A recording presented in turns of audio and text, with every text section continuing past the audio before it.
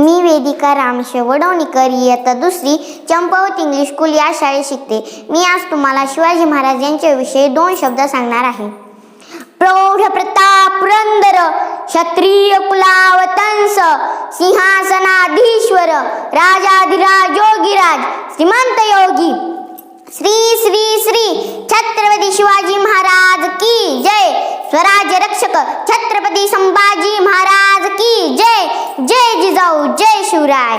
महाराष्ट्राचे आदिदैवत, भूपती, पृथ्वीपती, परमप्रतापी, बुद्धिमान, ज्ञाननिष्ठ, जगविख्यात, विश्ववंदनीय, राजाधिराज योगीराज, श्रीमंत योगी, श्री छत्रपतींना या जिजाऊच्या लेकीचा मानाचा मुजरा. विजयासारखी तलवार चालून गेले, विजयासारखी तलवार चालून गेले, निधड्या छातीने हिंदुस्थानला हाणून गेले, वाघनख्याने अफजल खानाचा कोताळ फाडून गेले आणि स्वर्गात गेल्यावर ज्यांना देवांनी झुकून मुजरा केला असे मर्द मराठा शुभ होऊन गेले, असे मर्द मराठा शुभ होऊन गेले. आज या मातीमध्ये जन्मलेल्या मुलाला सांगावे लागत नाही की छत्रपती शिवाजी महाराज कोण होते, कारण जन्मताच इथली माती प्रत्येकाच्या मनामध्ये शिवछत्रपती हे नाव कोरून गेले आहे. आणि म्हणूनच शिवछत्रपती हे नाव भारतातच नव्हे तर संपूर्ण जगाच्या कानाकोपऱ्यात पोहोचले आहे. इथल्या लोकांना तर जोडाच, पण इथल्या दऱ्याखोऱ्यांना जरी विचारले की छत्रपती शिवाजी महाराज कोण होते तर ते सांगतील रुद्राचा अवतार होते ते, वाघाचा ठसा होते ते, रुद्राचा अवतार होते ते, वाघाचा ठसा होते ते. हो विचार त्या सह्याद्रीला आणि विचार त्या सागरी लहरींना माझे शुभा कसे होते, माझे शुभा कसे होते. खरं तर शिवाजी महाराज हे नावच असे आहे की त्यांच्या नावातील प्रत्येक अक्षर त्यांच्या कार्याची, पराक्रमाची महती सांगणारे व सर्वांना प्रेरणा देणारे आहे. छत्तीस हत्तीचे बळ असणारे,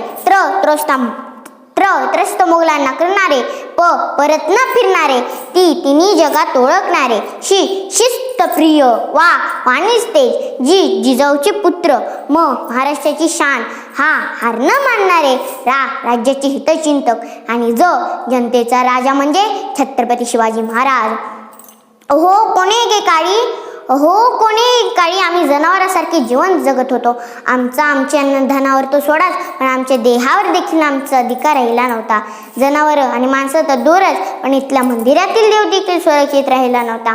याच दरम्यान सिंदखेडचे लाजे लखुजी जाधव यांची कन्या साक्षात दुर्गा भवानी रणचंडी जशी जिजाऊ यांचा विवाह तोडीस तोड शहाजीराजे भोसले यांच्याशी झाला. त्यावेळी या महाराष्ट्रात 5 सुलतानी सत्ता राज्य करीत होत्या. त्यांच्या तापसात लढाया व्हायच्या. यात महाराष्ट्राचे मोठे नुकसान व्हायचे. मराठा सैनिक नाहक मारले जायचे. तसेच देवळे उद्ध्वस्त केली, आया बहिणींची आबरू लुटली. कोण रोखणार होतं हे वादळ. आणि अशी ते महाराष्ट्राच्या भूमीला हवा होता एक झंकार, धगमगता पेटता अंगार. अखेर ती वेळ आली आणि सह्याद्रीची गर्जना झाली. तो सोन्याचे दिवस उजळला. फाल्गुन वद्य तृतीय शके 1551 19 फेब्रुवारी 1630 रोजी जिजाऊंची पुण्याई आली होती फळाला. शिवनेरीच्या नगरखान्यात सनई चोगड वाजत होता. आणि अशा या मंगलमूर्तावर एका वाघिणीच्या पोटी एक छावा जन्मले होते. किल्ल्यावर आनंद झाला, बायाचे बारसे झाले. शिवनेरी किल्ल्यावरील शिवाई देवीचे नावावरून त्यांचे नाव शिवाजी ठेवण्यात आले.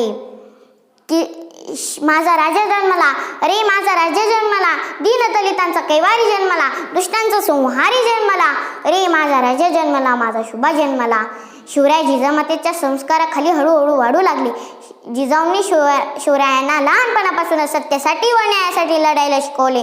जर कोणी चुकत असेल तर त्याला सत्याची वाट दाखवा आणि कोणी जर नडत असेल तर त्यांना मराठ्यांची जात दाखवा, अशी शिकवण जिजाऊंकडून शिवरायांना मिळत गेली. भोळ्या बाबड्या जनतेला गुलामगिरीतून मुक्त करण्याचे दृष्टिकोन त्यांनी शिवरायांसमोर ठेवला.